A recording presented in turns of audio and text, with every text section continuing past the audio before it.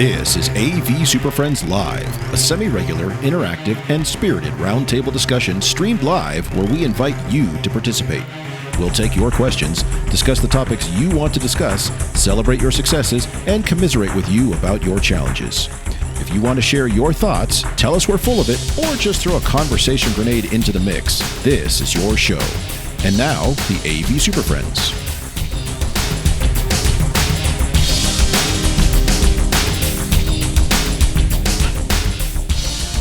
Well, thanks for joining us, everybody. Time for another Friday afternoon podcast adventure with the AV Super Friends, and we even wedged in another one here. We're joined by an extra. There he is. I'm looking at my screen here. Sorry. He's right there. My name is Chris Dector. He's not on this screen. My name is Chris Dector. Joined today by Mark, Jamie, Larry, hello. Justin, and Ryan Gray is sitting in with us. So, Ryan, thanks for joining this madness. Thank you. And it is Friday. How did it is Friday? In fact, it's a Friday afternoon, so it worked this time. So I'm going to start off by saying we shanghaied Ryan into joining us here because he was silly enough to write us an email complaining about one of our takes on AV and IT. And I said, look, if you're gonna comment that way, you're joining the show. So here you are. Put voice to it, brother. Voice. Let's go. You got your yelling voice on? I'm ready. Let's do it. All right. So we got a couple of ground rules here. Who's running slides? Jamie, you running slides? I got it. Hold on. All right. So a couple of ground rules. This is a contentious topic. Everyone is about to get offended. We encourage you to use your words. We have multiple co-hosts in here who will step on your mic, so please keep your mics muted. We will unmute them as we go, but if you have questions, when we get to a point, we do want to take live questions, live interactions, so please raise your hand using the Zoom raise hand thingy. We'll bring you in and address you directly. If you do that, please don't be using like your laptop microphone or your iPhone on speakerphone or something, because we are recording this both through the HETMA. We're recording on our backside so we can release this on a as an episode. So we want as high quality audio as possible. So, Jamie, roll that last slide. We'll just use that one anyway right now as a plug. Whoa. Boom. So do a quick plug for us, avsuperfriends.com. We do two other shows regularly: On Topic, which is a 30-minute monthly roundtable, and Off the Rails, which is semi-regular, a couple of times a month, and it goes all over the place. So we have multiple topics. We cover the news. It's all sorts of fun stuff there. So, all right, I think we're done with slides. We're done. Thanks, everybody. See there you go. Yeah. You want to do the traditional meeting thing where we're going to take the next 35 minutes and everybody introduce themselves everyone, and what they please do? Go around the room and introduce yourself. Favorite ice cream flavor, shoe size, and the last place you went on vacation. And your mother's maiden name. Yes. And we would like for them all to have their eulogy written for the death of AV. Yeah. No. But let's take the temperature of the audience here. Where's my polls button? It was down there at the bottom. I got it. Hold on. Hit the launch. Alrighty. There we are. Look at that. It's technology. So we want to hear from you. This is clearly a binary question. At least that's the way we're starting it. But please let us know where we are on this. Before we jump into this, is AV, are we happy colleagues with IT, or are we doing our own thing? So as a host, I can't participate. Yeah, I was wondering. You're not seriously. allowed. What? Do not even touch that. I've got 3 other laptops here. I can vote multiple times. This is great. I'll stay out of it. Hey, numbers are climbing. Oh. Is this the part in all my kids' YouTube shows? It's like, mash the subscribe button.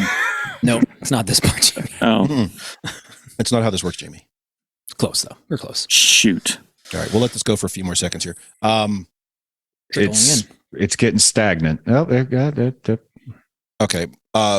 Just to give you a prep, Mark, I'm going to go to you here in about 4 seconds. And so, Mark, why don't you lay out, because you were talking about an interesting approach to your thoughts on how AV and IT are interacting, and then we'll address this poll. Oh, put me on the spot? Put you on the spot. Put me on the spot.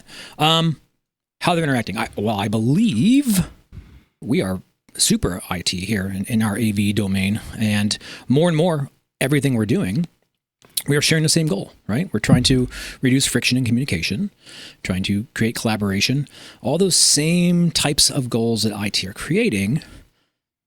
We are there. Much of our organizations are aligned that same way. And so I think my take, and to kind of spill my perspective, is that the identifier of AV proper is just kind of rolling in, and all that language will kind of dissipate, and we will all just identify ourselves as in IT. And I think that's me tiptoeing into this, and maybe we can throw some more hostility into it and say anybody who works for AV, you work for IT. And that's the way it is. But it seems like the poll kind of agrees with me. So, all right, let me share the results here, and there we go. So, oddly enough, we've got a pretty decent plurality going here. Mm-hmm.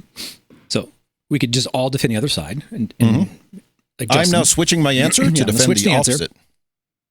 But we made this prognostication on one of our early January show. We kind of said that death of AV, and I think I may have even brought it up. Right? I said this is the year we're going to start to see that language and start seeing more.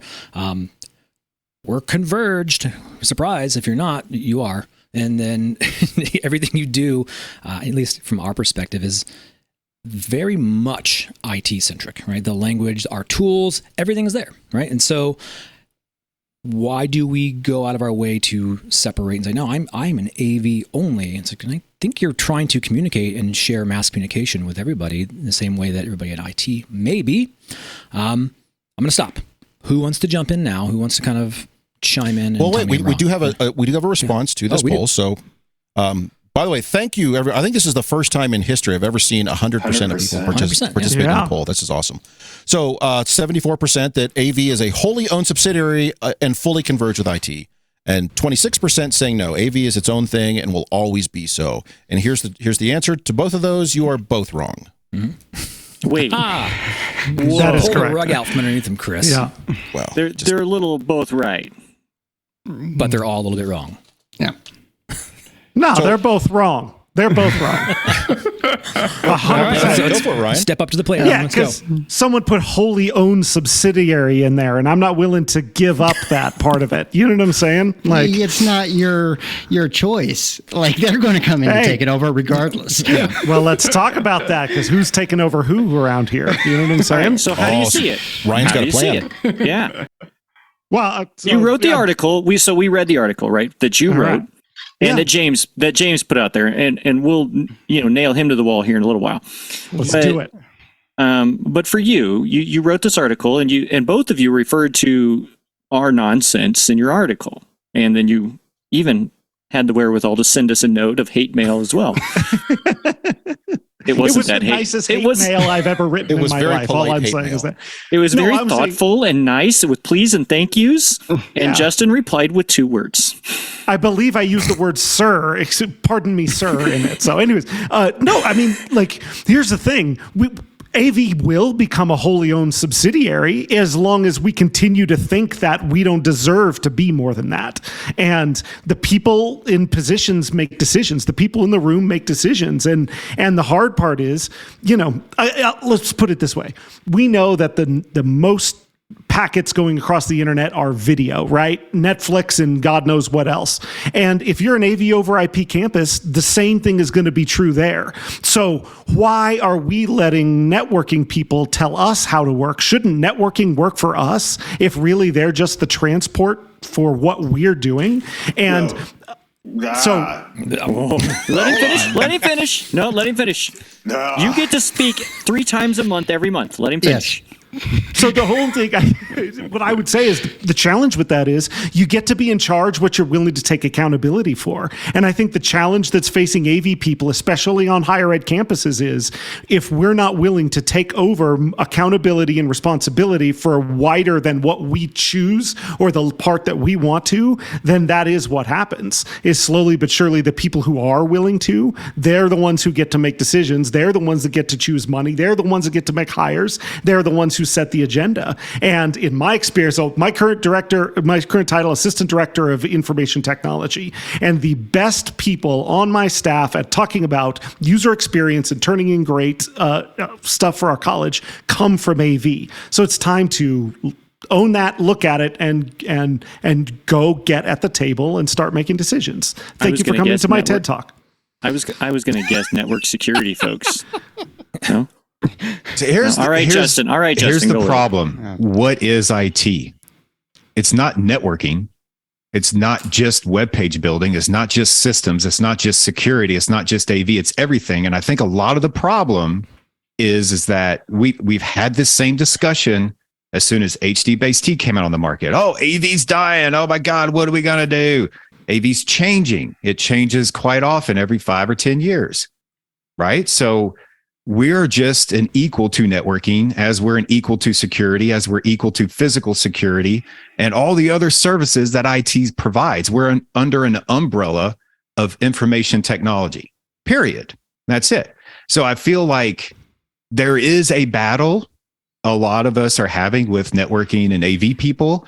And that's just one battle within the IT umbrella that networking is probably having with other entities within that IT umbrella. So I think a lot of what we talk about is really just comes down to semantics and what the words mean when we talk about it. I'm always up for semantics. Yeah. And I really, Larry, go ahead.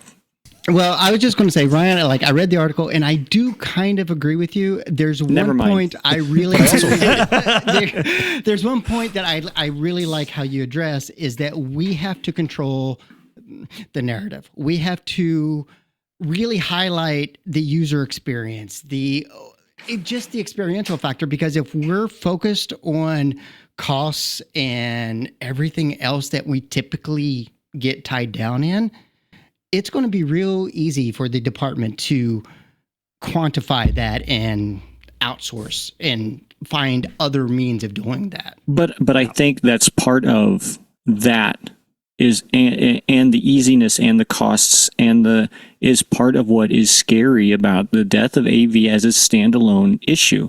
The more we commoditize, the more we promote, the more that we just go by this soapbox, right? Get it out. I'm going to stand on it. I'm short, dude. So I need 3 soapboxes. So I'm going to climb up on top of this pallet of soapboxes. The amount of times I see these all-in-wonder box TVs, smart displays rolled into a room It has Wi-Fi. that seats 65 people and it's a 50-inch display is ridiculous. But it's cheap, it's easy, and it's something that in traditional terms, IT is used to. It's just a computer on a display where we're used to that. You don't have to plug anything into it. You don't have to think about any of the stuff that we normally think about. And it just works. Or the one box wonder from certain peripheral manufacturers that you can just order from whatever, Amazon, eBay, pick one, right? You can go to Best Buy and buy this one box wonder kit. That's what is scary for the life of AV professionals in education because of the commodity. You can now buy easy. Look, I like the new Netgear AV switches, right? They're really easy. They're really simple, and especially to get all of our very complicated stuff. Yeah, and it's commodity. If this display, this all-in-one cart that you pull in there, and I've bought a few of them 5 years ago, 3 years ago, they ended up being trashed because something in them stopped working. The Windows didn't update anymore, or the little compute module. Notice I had module see, to Jamie, compute module. Computer. When you're comparing that Netgear switch, oh look, my video is frozen. When you're comparing that Netgear switch to that TV size, that's apples and oranges, though. Because that Netgear switch isn't providing necessarily better experience for the user. No, that's making our jobs easier to support and install. Versus, I just think that when we get to this point of when we start installing all these commodity processes, and I think it was James's article that said, "Hey, look, I can now bring this box in from a manufacturer that we all like, and press the easy button on it, and it goes." Please be quiet while we tune the sound system, and then has an ear-piercing destruction of... Not as bad as it once was. I still have the old version. Remember the first time they fired that off and that thing was, You've gone from the first time you light that thing up and that tone hits your eardrums and it starts to bleed a little. I think that makes our job easier. It does. But there's still, I feel that AV is a little bit separated within the other subsets of IT because we have to deal with the analog space the most. Because, Jamie, to your point, yes, you can hit the easy button. But if you have one speaker and one microphone in the corner in a 60 by 60 room, that easy button isn't going to make a good experience. It's just going to set the system up. I never said it was a good thing. I said, if we're not careful, this is the crap that will kill us. It's not going to kill us, though. Justin, it's not. Justin, to go against that, though, like the past couple years have taught us that we are living in the age of good enough. Well, it's not about a good experience anymore as long as it's passable. I guess let's I'm talk just about Tim and BC's document camera story earlier, right? So I wanted to just be really, really blunt here. And we talked about this in show planning. By show of hands in the room, how many of the people that are here today typically find themselves doing the labor side of the IT deployments within your universities, where you are typically looked at the arm and the group that's willing to go out and have a physical presence? Because I see that a lot happening, and as almost a capitulation from the core IT group that says, well, you guys do that, you're out in that with the clients and you're in that analog, they're more than willing to give us all that labor side. And so I'm more afraid of AV turning into the labor force, holy labor force of IT, if we're not careful. And I think that's where it's about us coming to that table like we've been talking about, making sure that we're in this larger conversation and not just seen as boots on the ground for the physical labor. I think that's a separation of experience. From what I see, networking people still have UPSs to change out. Our physical security groups still have to change out cameras and door locks. So they have a hierarchy within their subset where the lowest person on the totem pole has to go do that stuff. We as AV do as well. And I think you're right, Mark, there could be separation of, more knowledge labor versus manual labor. And that could be where you still have the AV specialist and network specialist, and maybe you have a army of people that are doing stuff, but they're doing everything guided by those higher up people that actually have the knowledge labor. So I think it's knowledge labor. I don't think AV is going to turn into, the shovel diggers, if you will, of campus that do everything. It might already because be. That's not happening on our campus. Because the networking people want some experience for that lower end network tech to walk into that closet to know what they're doing when they do switch out that UPS. They don't necessarily trust the AV people to do that. And we don't trust the low end networking people to change out a projector. Now there could be some cross training there and we could, increase efficiency by sharing those resources, but the knowledge labor and I still think there's a lot of separation with that's still specialized. I think there's separation in best practices. Yes, I think what we do as a skill set and a group of core knowledge out in a space to treat that analog environment is much different than somebody who's just doing applications and server things. Now, that's very extreme examples of that, but what we do is every bit as important as what they do for delivering the totality of the teaching and learning experience. And I think that's what I'm saying. We are underneath that IT, because I can tell you right now, my budget for all the endpoints that I have is coming out of the IT budget. It's not coming out of an AV budget. It's coming out of the campus IT budget. Well, but is that simply a reflection of we don't know where else to put these weirdo IT guys or AV guys, because some of us came from physical plant and facilities, some of us came from the library, some of us came from the academic side under the provost, and at a certain point they're not sure where to go. But they've got technology and like stuff, but I don't know, put them over there in IT. It's IT-ish. I think we're a victim of being very successful with spreadsheets and tracking of things and project management. I would dial it back and say we're a victim of having stuff with a network port. Thus, we must be. Well, that's how IT. we got here, right? But I think when we look at, they know it's important. And IT loves the stuff, right? We love the things and all the components, and we see spreadsheets and all these projects. And you guys you're spending a lot of money out there. What's going on? Well, what is it you're doing, right? And maybe we haven't been really clear about how we're creating that experience and actually providing that language into it. But right now, it's just like, that's a lot of money, and it seems like you're doing information. If I got rid of it, I know we wouldn't be successful. So it makes sense for you to be over here. Well, I do think that we do belong in the IT umbrella. We do. Absolutely, especially now more than ever. But I also fully agree with Ryan. We need to own a bigger section of the conversation, because we are the few, as we've discussed, we are the few that deploy boots on the ground to fix things. And what do we fix? We fix I can't log in. We fixed the USB needs to be unplugged and replugged. We fixed that the camera doesn't work. We actually fixed that the wireless network doesn't work. You know, there are times where we do all of these things. Some people more than others, depending on what university you're in, right? We do all of that. And I think, Jamie, we're comfortable with it. But we're not always seen as part of the conversation. Like, well, we have the desktop support people, and we have the networking people, and we have the security people, and we have the database people. Well, wait. Who represents me? I do all of it. Yeah. My job involves every single person at this table, and you don't want to listen to me. But that's why being part of IT is it's not the problem, it's the opportunity, right? Yes. That we want that sort of thing. You know, the question is, how many people have, you've got desktop support and AV support and why don't we just have user support? And it's about, we're not focused on what piece of technology the group is working on. We're all talking about the user experience and who's best to put that stuff forward. We tried that, Ryan, just basic support at WKU. We did that.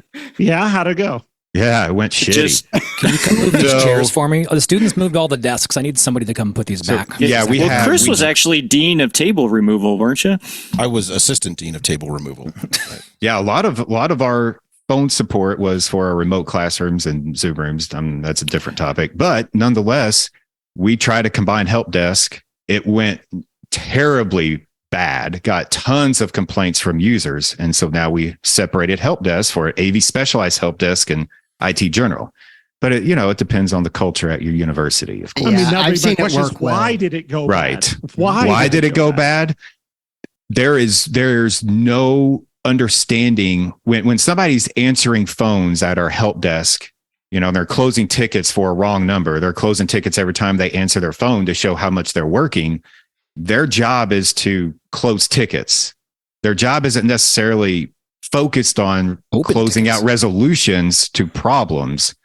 They just have to close tickets. So when there's a problem in a room and it requires a new projector, well, that ticket's going to sit there for however many days.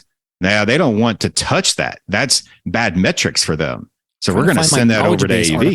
How do I get a new projector? Knowledge base articles, right? Yeah. Like knowledge base article, what to do when the projector dies? That doesn't exist, right? So step one called help. Let's take just one little brief pause and say, I know of the 44 people on this call, 43, I started talking to people drop. Somebody agrees or disagrees vehemently with what we're saying. Raise your hand if you want to contribute, because we're all in. Like, that's why Ryan's here. Or they're looking at us like we're all crazy. I just want to remind you that you can join in. This is an open discussion. And raise your hand or we will step on mics. Yes. So feel free, raise your hand and join in. Now, back to the program as... Our moderator just raised his hand. Does our moderator have something to say? Bring it, BC. Bring it. You got to unmute, man. I do. I still don't understand the rush that so many people have to say AV is IT. I've yet to understand that, because I feel like it honestly kind of in a way disrespects the AV profession, because we were trying to say, no, we're IT professionals. I got nothing against my IT brethren, none whatsoever. They're great people, but we work hand in hand together with different objectives and different outcomes, right? Like our objective is to provide that first impression learning experience on campus, right? Like what we do actually delivers the learning. I can't do what I do without the IT folks that manage the computing endpoints, manage the network infrastructure, do all those things. So in a way, I'm almost a customer of our IT team. At the same time, they're a customer of mine whenever they bring projects to me that require it. So I'm still just kind of baffled on why we're rushing to go under an umbrella when we have a perfectly good one. No, Jamie, stop. Before you go any farther, no. I am 100% on board with what BC just said, because AV is as much instructional design as it is IT. We need to be as concerned about the learning experience and learning outcomes as the IT side of it. Okay, now carry on, Jamie. That's a very specific university thing, though. That's Like So to say AV's dead and then jump into pedagogy. That's what we're there for. That's there very to support specific for learning university. outcomes. That's what we're talking about. But I feel The like show topic's AV overall is dead. Like we can't go to the movies anymore. Screw Sunday church. We can't even do that. It's done. Well, so hold on, guys. We got some people raising hands here. So, here we go. Frank, go ahead. Frank, yep. All right. So I get exactly what BC is saying. They are our brethren, our cousins, whatever you want to call it. We're partners. We're under the same umbrella. Some of us we're not. Luckily, we have our own help desk here for our group. And there's an IT group that has their help desk. They bounce tickets to us if it doesn't get to us, whatever. Ultimately, when that phone rings, whether it's our help desk or the main IT help desk, if someone says the word classroom, not like a deer broke into my classroom, as long as the word classroom is in the sentence, we're getting the phone call. Mhm. The AC unit fell through the ceiling, we're getting the phone call. But if the Wi-Fi is not working in the classroom or the network is not working in the classroom, we're still getting that phone call. And then it's our problem because it said classroom, even though it's a technology thing they consider Wi-Fi, network, whatever. So when we bounce the ticket to them, they kick back, we'll get to it.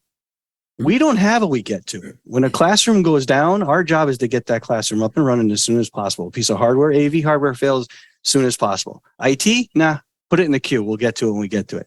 They don't have the same respect that is required to keep those classrooms up and running. They look at it as a piece of wire in the wall. And So if that you're is just, to me, Some of that, that's a great point. Some of that, I've experienced that before, and I got furious at our network engineer. It happened a long time ago. I was like, what do you mean you don't have time? Like, dude, I've got 2 other buildings out. I don't care about this one classroom over here. Oh, I didn't understand what you are. So there's a little bit of that too, right? You don't know what. How often do 2 buildings go down when one classroom goes down? Exactly. There's I other. Right. I feel like though that we're getting to the point where we're basically insulting each other, right? It's okay to be in a branch. If networking alone said, well, screw that, we're not part of IT with computers. I mean, we don't deal with Microsoft, right? Or if desktop support said Cisco who, right? Okay, look, we all use that equipment. Larry, I love that, what you said, is that we should align also very closely with instructional design, but I don't think the whole group of what we're trying to do falls with them, right? I don't think there's anything insulting about being a part of IT. I think Ryan, we agree, we need to be one of the pillars of IT, right, not the little stepsister, because that's why we start feeling like we're second rate or they're second rate. It's them or us. It's like, nah. And you got to understand, who we refer to as IT, they don't think of themselves as IT. They, I can tell you, a server admin looks down upon somebody who does endpoint, imaging and stuff. That's the point. All of this exists in there.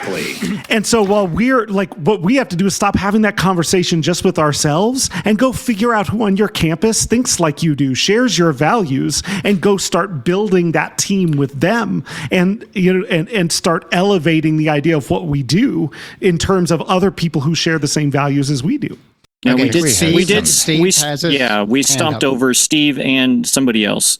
Sorry. Greg was in there, yes. And I think Sean had his hand up at one point too. Yeah. So we saw you. We just stomped on you. Sorry. We apologize. I apologize. It was me. You don't apologize for anything. Okay, Greg's back. Let's hear Greg.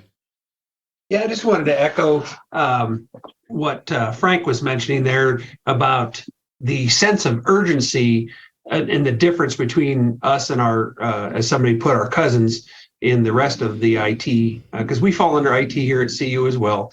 And I think there's a significant difference in the sense of urgency in that they do have the global campus in mind when it comes to network. And that's probably one of my biggest fears, one of our biggest fears, frankly, in looking at an AV over IP infrastructure and looking at networks and network switches and so on, in that if we have a switch failure, again, like to the example that you don't just lose one classroom, you lose multiple classrooms, a building.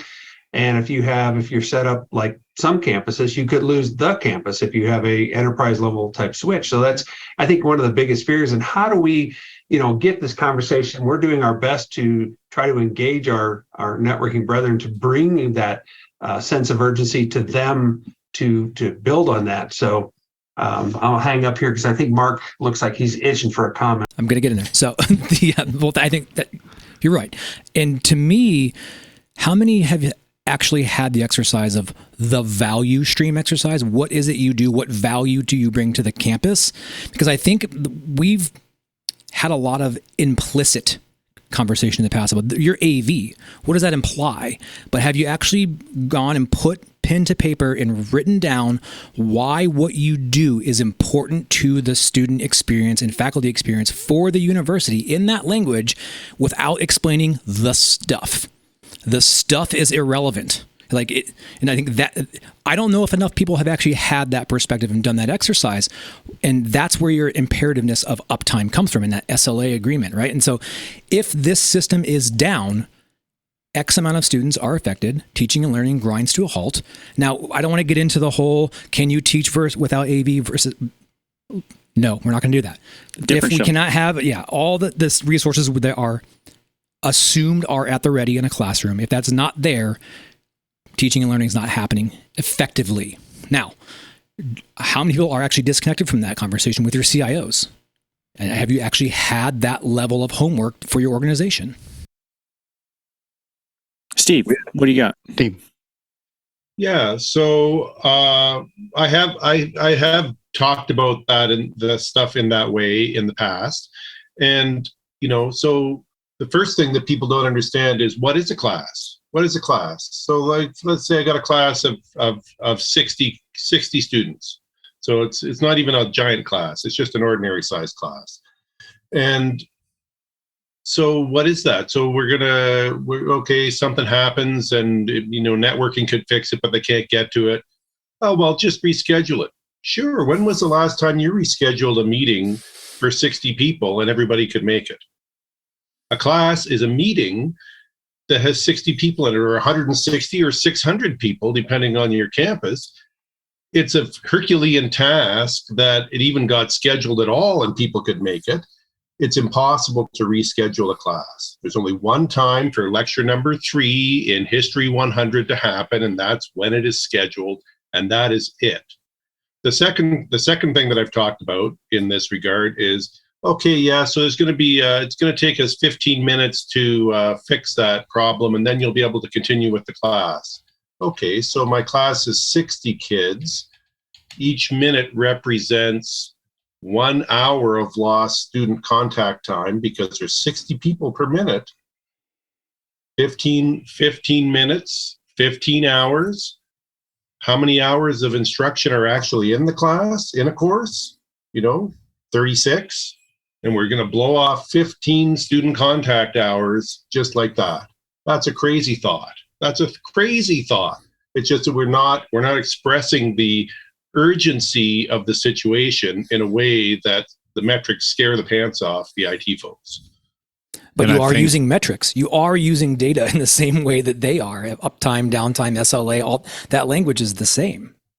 For sure. Like I did a 5-minute thing at a management meeting several years ago, and we found out that the number of bums in seats on a typical Monday was 72,000 in our central pool classrooms. Well, that's just in one day, 72,000 students using our space. 72,000 bums in seats, not 72,000 unique people, but 72,000 bums in seats for a whole day of classes. You can calculate the same metrics at your places and throw those kind of numbers around when it's convenient to you and see if it helps. I think that doesn't necessarily speak to the efficiency of what you do when you do it well. Parking people in seats don't mean that they had a quality experience, right? And I think that's where our take is. We want to make sure that experience is at the highest level so that we can reduce that friction. Yeah, the fact that 1,900 meetings started and happened and 72,000 participants participated in those meetings and the whole place didn't go to shit talks about how efficiently we do stuff.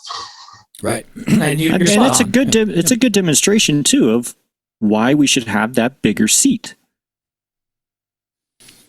I would argue that every single organization that's represented here today has tons of virtualized meetings. Would your organization be successful without that capability at this point in the game? Probably not, right? And so that's how imperative to the work that your groups are providing the university from that experiential and value stream. We are enabling communication and collaboration across the board. Classrooms, conference rooms, meeting spaces, live event spaces. That is what the core of the value we're actually bringing to the table. ABC, you want to go again? Yeah, I just wanted to kind of explain a little bit on what Steve was talking about, because I'm undergoing an exercise right now that further breaks that data metric down. We're not just looking at the number of bumps and seats. We're looking at the amount of tuition dollars in a seat in a classroom at any given moment. It was kind of a revelation when I was in a meeting with a faculty member about 7-8 years ago when I first took on this role. And he not so subtly pointed out that at any given moment when a class is going on in that specific classroom, there was like $1.5 million worth of tuition sitting in that room at that one time. And that doesn't even include the amount of dollars that the faculty member cost the university. So, I mean, when you really start breaking it down into what administrators understand the most, which is money, then, you know, if you're showing the dollar value in a room at a given moment, then you're really going to start getting some attention.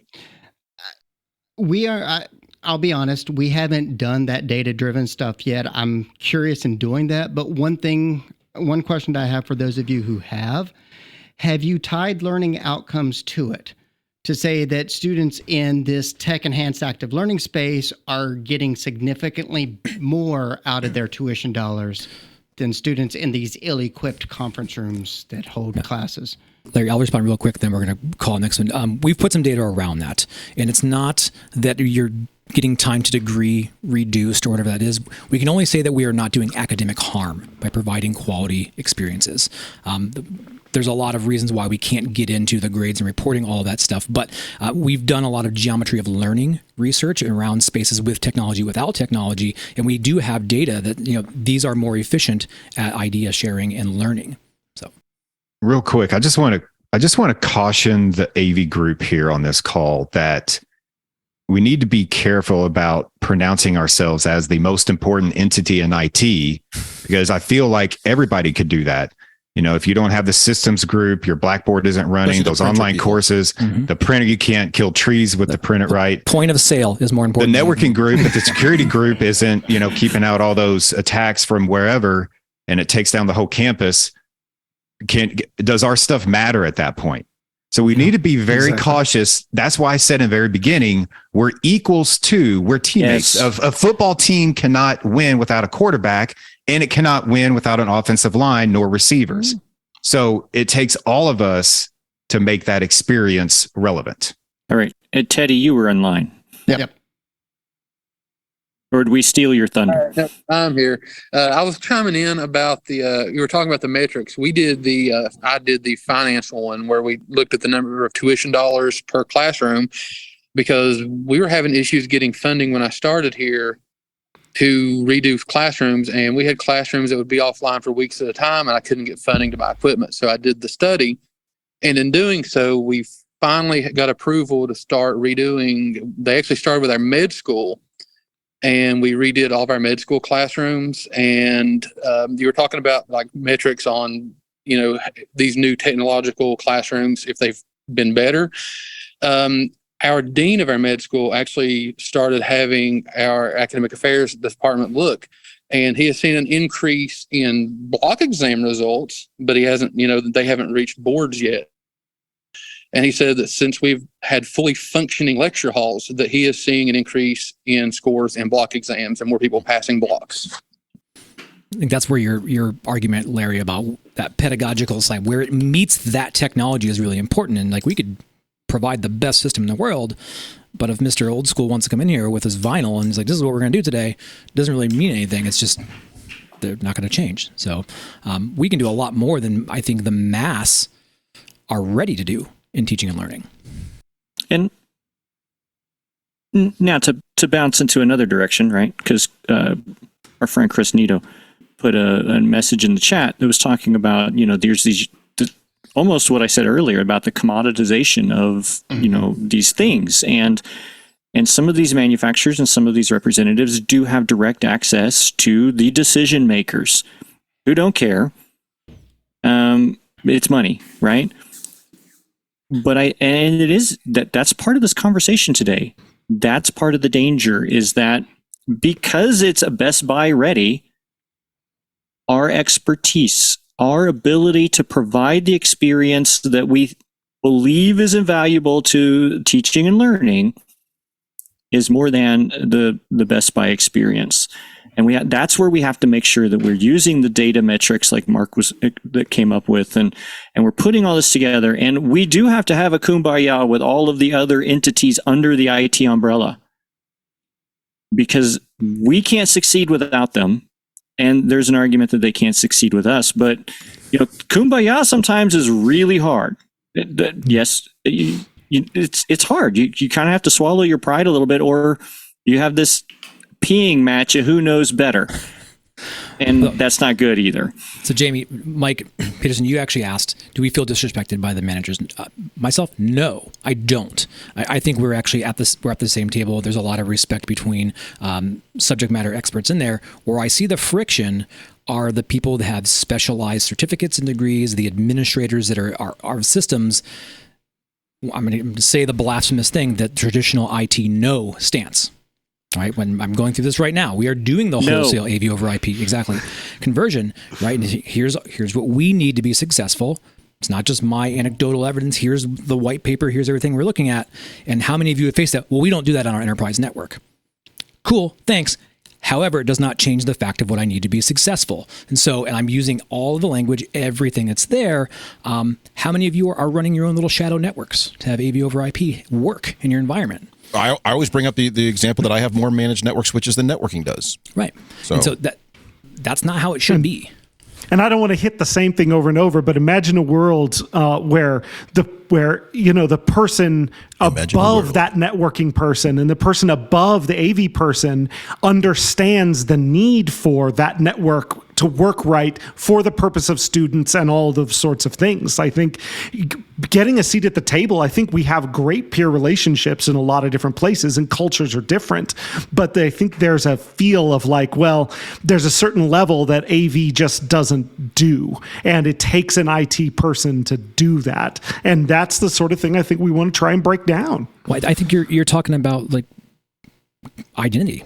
Occupational identity. People don't want to be threatened. If you go to a network administrator and say, "Oh, I need this, I need IGMP, I need QoS," but they're going to be like, "Whoa, who are you?" Yeah, I'm the one with the certificate. Why are you telling me what I should and shouldn't be doing with my network? So and half the reason they're scared is because you just use things they don't know what it is. Exactly. And we don't know anything. Yeah. But it's true. Everyone's in that self-preservation mode, and that self-preservation mode is kind of the death spiral of performance. Mm-hmm. So I don't know. I think AV can be a leader in kind of turning that spiral the other direction. And I think the last 8 years have really changed that conversation too, because our last replacement cycle before this one, we didn't need all of that. We had our one little VLAN that allowed us to do room monitoring, but we've really asked for a much more sophisticated networking plan at this point. How's that going? I think, you start getting these nice relationships and you start shaking hands. And I think once you find out what the pain point is, we all know we can get around it. Right. And that was one of the struggles we had is I'm very lucky. Mike posted on there, he's blessed with, he has my networking crew, my computer people, we have great relationships. And but I have to justify it in the right way. And sometimes using their language works, to Mark's point, works against me because it creates this fear factor. Yep. We've all been there. How often have you, every now and then, you walk into a classroom and the instructor's like, well, I have a band. I know what I'm doing. Yeah, right? I volunteer at my church. I'm sorry for the accent. That's really Kermit terrible. the Frog at your school? Are you making fun of me? Not Kermit the Frog anymore. Are you That's making Patrick fun of me? Mahomes. Was that a BC impression you were doing? I don't understand. Was it? No, that was my, Northern Missouri country boy coming out. But native duct tape and baling twine. But we've all been there, and our immediate reaction a lot of times in that case is, "What? I'm the expert." And we tend to discount what they're saying until a further conversation happens. And I think that's what happens to us a lot with plugging USB peripherals into PCs. There are times where they're like, "Oh no, you can't plug extra USB in the PC. It's a security risk." Okay, come on. We've got to be able to do something here. You can't plug that device on the network. It will do. Okay, let's talk this through. And those are hard conversations to have, but I just realize when you go into it, just by using their terms, almost scares. I don't know if it's an us versus them at all. I think the language is just becoming more ubiquitous, and their tool sets are becoming similar. And to go back to the Kumbaya, we are going to have to play. I think IT run well and are very close partners for us to have success. They offer enablement for us to do the things we do at scale and efficiently. And I think that's where we all kind of recognize the writing on the wall. And as we spoke about the other day, is like, how do we foster more of those conversations to make sure that we're all talking about the experience and we're all like, what is the goal that we're trying to get to here? The goal is not to keep this from happening. The goal is to actually move this forward so it does happen. And so making sure we don't get caught in the deep weeds here and saying, let's not lose sight of it. What's it going to take for us to make this actually work? And I think demonstrating to your leadership that we all have to work together to create that, right? Demonstrate to your leadership that these handshakes need to happen and that everybody here is going to do it.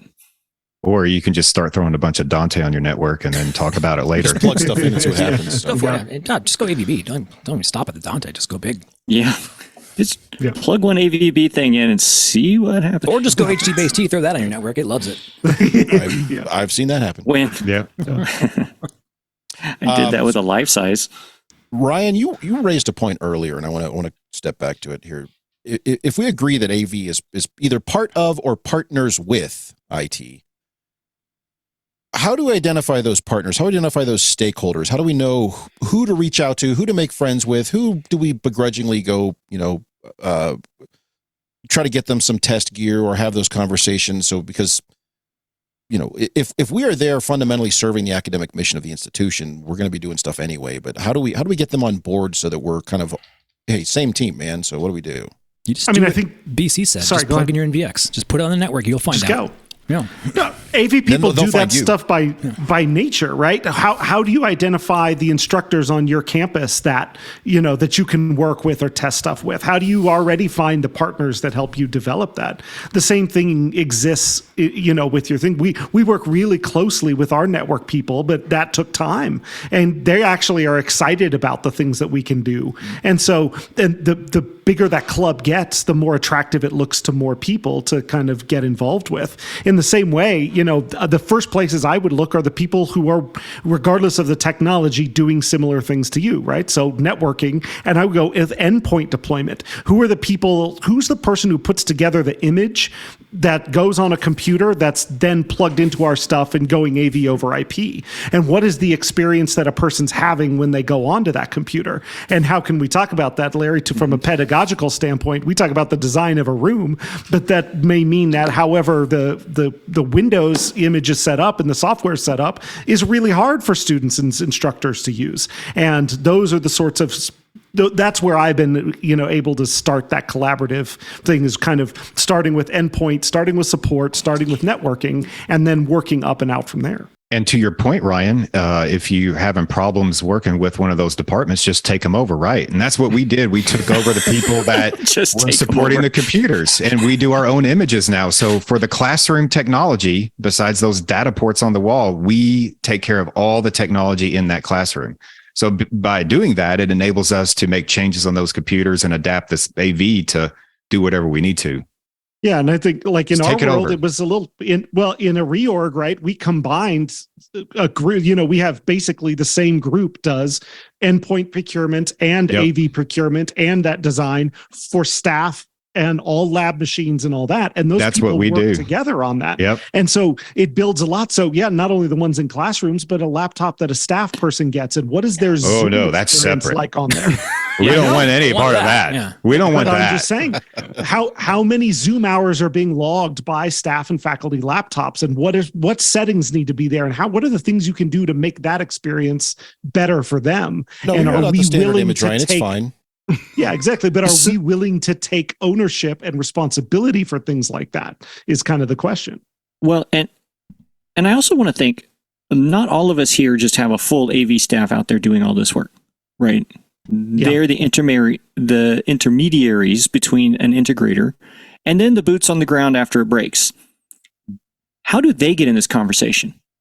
Or if you're in that position and you have forced your way into this conversation to say, maybe we can't do all of our own integrations, but we want to be at that table when they're brought in here, because what is some of these the integrators come in, they put in their own switch, they put in their own things, but that means we have to deploy a boots on the ground instead of being able to do the stereotypical all remote troubleshoot that. But I can't see my console, so I have nothing better to do. yeah, how do those folks, because not everybody on this has the benefit of having a full staff of people or a designer or installation. How do they make that conversation happen? Because that's sometimes where the biggest headbutting is, because they're really not relevant at that point. They're just technicians who show up with a hammer one day. But You guys have hammers? No, I think we've talked about it a lot, right? We think that may be one of the things where we could actually save money as an organization and doing some of that physical stuff and that installation work. But I want to go to one point, like how many people are doing deployments AV over IP full on, like enterprise? I know, Mike, you said you were, where everything's there, you can get to everything. Then how many people are actually doing AV over IP, but it's like ShadowNet, right? It's not really right. And so, well, or Mark, I mean, kind of the third option here is managed switches with a trunk line, and then I'm handling all that behind my switch, but it's not Shadow because they have campus IPs. It's just I'm blocking that traffic. Right. But is that in itself like furthering the divide? Like, I'm just going to do it all myself. I'm not going to engage in a conversation. I'm just going to take it all over here. I'll push the easy button. It's done. Here's some fake VLANs. I'll 192 the hell out of this all day long.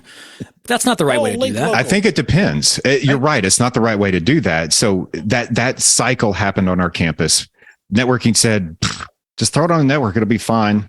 Obviously it didn't work. We had to take it off the network. We had to build. You believe the brochure. Just put it on the network. Just drop it on the network. You'll get it anywhere, anytime, anything. Just do it. Yeah, it's we only did 100 together, and then you pick the bits that you want. That's how. And then we took it all back off the network, and now we have all these little bitty networks everywhere. And there's going to be a point, and it's going to happen where, going back to the whole point of this conversation, is we need to be more like IT. We have to be more efficient, and they're going to be on our ass about.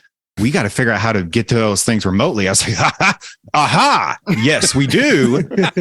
Now. Create us some VLANs and get us some trunk ports, and we'll have that conversation when it becomes their problem, because they're going to have to answer to higher ups at the university of, why is your AV staff so inefficient? Why they're running around everywhere with laptops? Aha, right? So then because you said no. Yeah, exactly. Nice. And then we'll have that conversation. So that problem, I feel, would fix itself. Hopefully.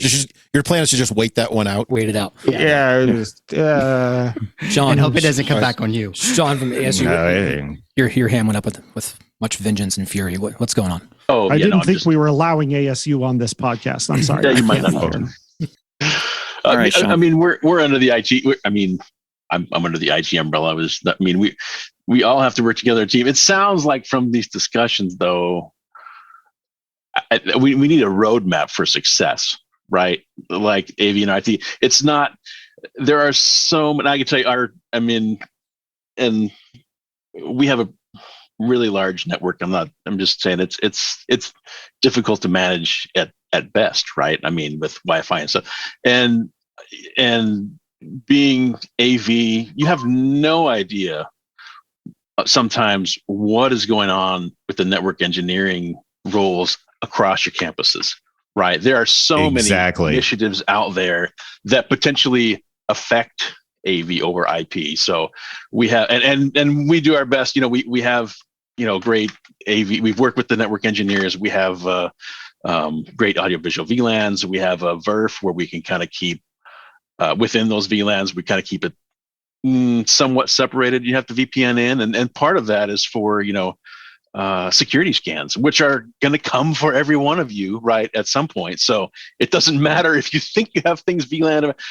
If a device gets old or a device doesn't have security up to date on its web pages, or devices that would work for 10 years if nobody touched them will have a web page that goes out and flag a security warning on it. So structuring those environments for success is something you really have to work with the AV team and the security teams for. So what you're saying is, though, if you just segment every network, you never have to update firmwares and everything's fine. My bad. You missed that completely. Always want to have to do that, but there's potential, and I realize, some of us are private institutions and some of us are public, and there's different levels of refresh that happens on all these college campuses, and about how far you can stretch that technology that will work perfectly, even after its end of life, or there's end of life for the product and the end of life support, and then there's when is that thing going to die because it's been running for 10 or 12 years and nobody's touched it, right?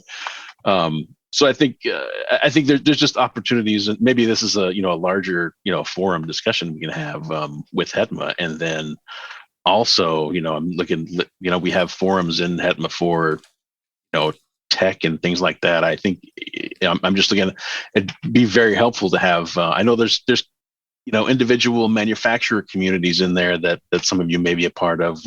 What configurations, to find out what configurations are working for people on these devices, because there's a lot of opportunities for parameters in these devices that can affect or how they run on the network, and ultimately everybody wants to be successful, and we're just looking for ways to ensure that across this higher ed group. It's funny you say that, because even in our offline meetings and things, and maybe an upcoming show. So speaking of upcoming shows, right? We share this thing. But we talk a lot about what is successful, what network settings were successful in your deployments.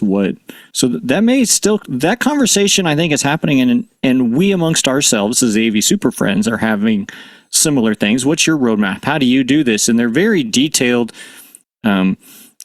But maybe at the broadest topic, it is a great topic for another day. That's right. I would say, Sean, that sounded very, very much mature IT, by the way. All that language you gave us. Sorry, I can't. I have to live with every day. And our network team is third party, so they're not even necessarily university. Oh, then you and I need to talk, because wow, I'm about my wits' end with that. We're taking we're evolving that relationship, but it has been that way for at least over the last decade. This is our second service provider, and everybody has, service level agreements, and they are a good partner for the most part. I have, everybody you work with is frustrating at some point, right? So, but AV and IT, they have to work well together. Everything that we're doing is online. At some point, it's like, all we're doing is showing cloud-based solutions with AV at some point. It doesn't, that's what we're doing. So if someone can't log in, or someone can't get to Dropbox, or someone can't get to Canvas, or Zoom at this point, it's very difficult. Very few people walking around with a keychain full of USB keys at any point now, for as far as faculty goes. So, Sean, I'm going to have to step on you there. We are at time. I do want to thank everyone for the fantastic conversation today. Most importantly, I think we can congratulate ourselves. We did it. We solved this problem of AV and IT, and it was less than an hour. It was fantastic. So I do want to thank everyone for jumping in with questions and with commentary. And I want to thank Ryan for agreeing to sit in with the AV Super Friends as much as he did. Long-time listener, first-time caller. I appreciate it. It's a pleasure. Hey, you make the mistake of writing us an email, you're going to end up on a show having to put up or shut up. So I appreciate your perspective you bring to it. I think you're right. We need to identify those stakeholders. We need to make partners and a partnership with IT. I'm stepping on my outro. Thanks, everybody. Thank you. Well, that does it for this episode of AVSF Live. If you'd like to join the AV Super Friends for the next AVSF Live show, visit our special website, avsf.live, for more information and to see the schedule of upcoming live shows. That's avsf.live. Nice work, everyone. Sharp broadcast. Really good. Everyone on the floor as well. Really a lot of hustle. I liked it. The opinions expressed by the AV Super Friends are solely those of the individuals and do not represent their respective institutions, organizations, companies, or clients. Psst, hey, come here a minute. You want to hang out with the AV Super Friends more often? Like every day? At odd hours? Well, we're not going to do that. That's weird. Why would you want to do that? However, we are hosting our own Discord server, and we're inviting you to join. And to keep things exclusive to AVSF supporters and listeners, we're going to make you jump through a single hoop to get there. Here's how. You have to request an invite. That's it. Okay, how do you do that? Well, you can submit a message via the contact form on our website, avsuperfriends.com. Or you can email us, mailbag@avsuperfriends.com. Or you can DM us on Twitter, @avsuperfriends. Or you can send us a message on LinkedIn. Yes, it's AV Super Friends. Or you can shout really, really loud. That might not work. But keep trying anyway. You're going to get locked up if you do that. Or you can drive past AVSF World Headquarters in lovely, scenic Centralia, Pennsylvania, and throw a rock through our window. Just write your name on it. Also keep shouting. Or send a self-addressed stamped envelope to AVSF Discord, P.O. Box 169, Egmouth, Minnesota Nuts, 0042. I'm not sure about that last one. It sounds fake. So there you go. We want you to join our Discord server. It's our little corner of the internet to share ideas, ask questions, brainstorm, complain about industry trends, or name and shame people, products, and organizations. And as an added bonus, if you act today, you'll receive one of Justin's dogs. He's got like 7 of them. Also, you'll get access to live broadcasts of our audio-only recording sessions. Seriously, you'll get to listen to us before the show is published as a polished and edited MP3. So what are you waiting for? Join us now.